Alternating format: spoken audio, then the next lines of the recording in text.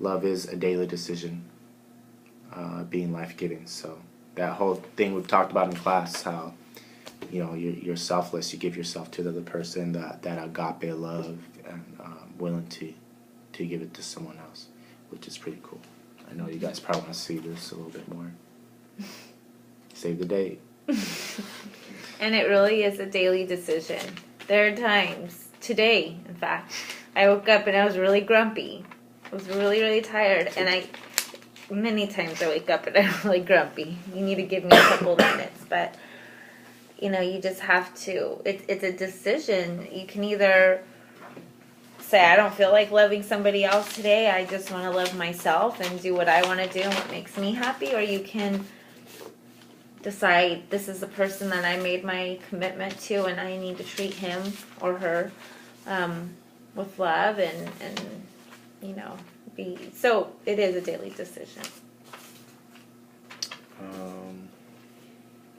This is a good one. Were you afraid of what the future could hold based off the high divorce rate? Were you afraid of what the future could hold based off the high divorce rate?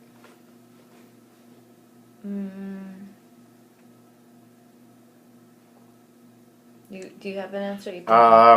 No, I wasn't afraid, and I think again it goes based on our faith that I guess me more strongly, just because my parents had been married for 40 years, that to me divorce, once I'm married, divorce isn't an option.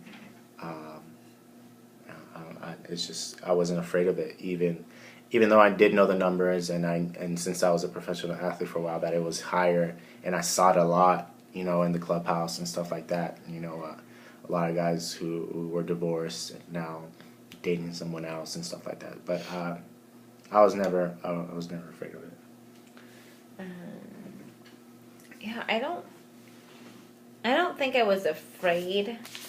The numbers did alarm me. Like they were surprising, but as far as Abe and I go, I don't feel like I was afraid of getting married to him, or getting married, period, regardless of how high the rate was, just because I was confident and I knew who we were, and I knew if we came to a problem, I was confident that we would both pray about it or go to God or seek the help or advice from the right people. So, I wasn't afraid. And I knew Abe, too, with the example from his parents, that was huge. So, yeah. Okay, just a couple more questions. There's 5 here in a row. I don't know if you see one there, honey. This one says, when was your wedding? November 20th, that's 2010. Christina, I think that's your writing, maybe. Yeah, fall. So our anniversary is coming up on the 20th of November. So that's that. Baseball players have a tendency of planning their weddings in the fall, after October. Yes. Many are in November. Game 7 tonight. Tomorrow. Oh yeah. Once We're this doing year. today, yeah. Okay. What's the most romantic things you've ever done for each other? Oh yeah, that's a good one. It's private. Well, what's the most romantic things you've ever done for each other? That's a good question. Should I? Sorry. It doesn't matter. I'm kind of a romantic, as you guys may know. Shouldn't you answer for what I've done for you and what you've done for me? I don't know. Should we? Yeah. Well, because see, it's hard then to think about that. Abe's more of the believe it or not, he's more of the romantic person in this relationship. I thought I was, and then I met him, and I was like, great. I'm not. So I think it's hard for, I don't know, a woman to be romantic in different ways, or for me to see her doing something romantic. I guess maybe because she said I am the more romantic one, because I like doing things that make her happy or kind of brighten her day. I mean, I do. I mean, if you want to think extravagant things, I mean, when we were dating, I think Yes. on her birthday, I ordered a trio, a mariachi, to come sing her Las Mañanitas at her doorstep, and they hung around and sang more songs. And the whole flower stuff is cool, but I like writing poetry, and I like writing her poems. I've read you guys. I remember the Valentine's Day one when you guys were sophomores.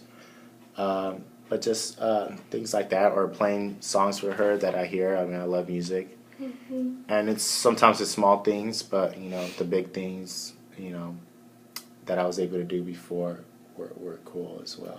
I think that was cool. The mariachi stuff was cool, but he wasn't here either. He was I was on the road. Or in a complete. So even though that was cool.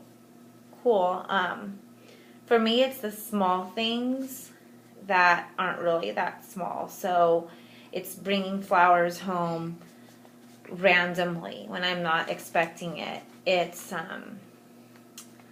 writing the poems. Again, when I don't really expect it, or they're just heartfelt. It's making dinner. It's just little things that are the most romantic and the most meaningful. And things that don't necessarily cost money. Because it's just stuff that comes from the heart.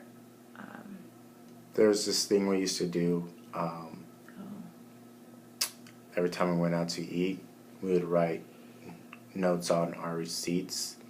I would sign them before we got married. Before we got married, she would sign them as an Alvarez, and then she'd write little notes.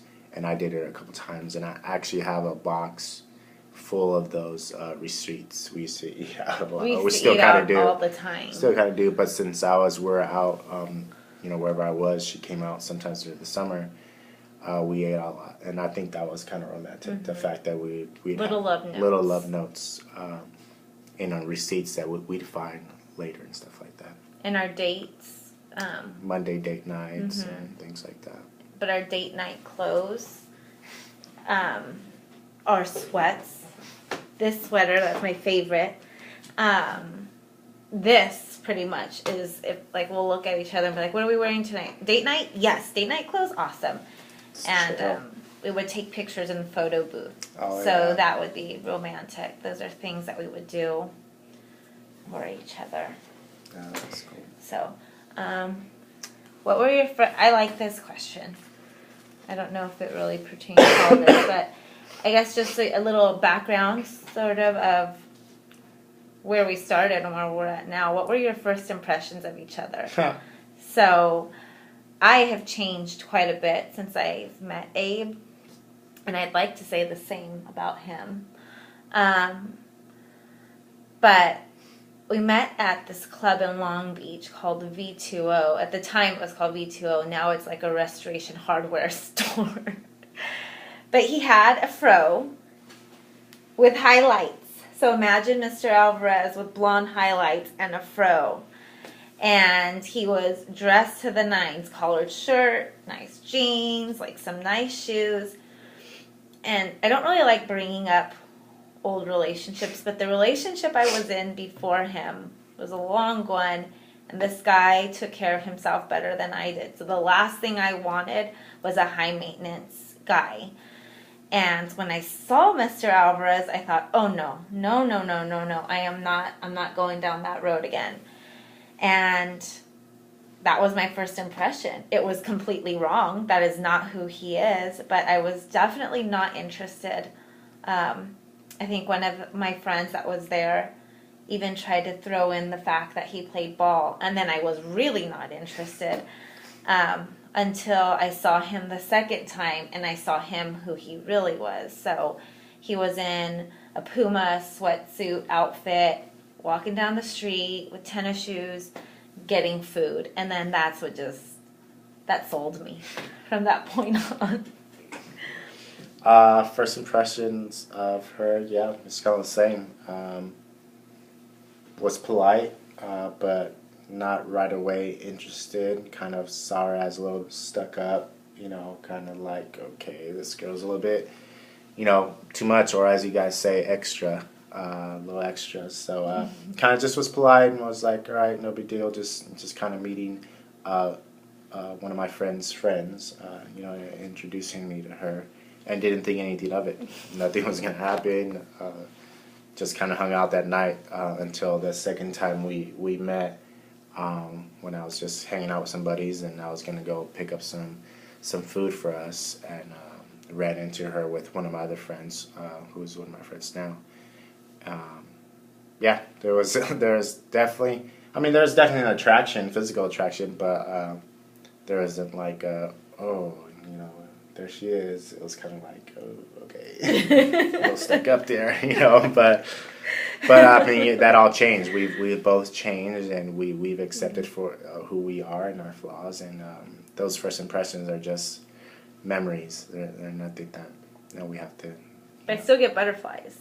Yes, butterflies are still there. It's always good, especially if you see looking at these pictures up here, her in that dress. Was definitely cool. It's one of the questions asked that, but okay. Have you guys ever had a hard struggle you guys had to face that brought you guys closer? So we talked about that. How do you know we're the ones? We talked about that too. There are things we doubt and doubts. And we didn't really say how we knew that we were the one. Well, kind of like everything we went through and accepting each other. I think so. That's true. Engaged in, yeah, after the first 2 years. Yes, after the first 2 years. Or even 3 years, actually. I think that's when we realized. Yeah. Once we grew up. 2000, once we grew up. Figured out what was important in life.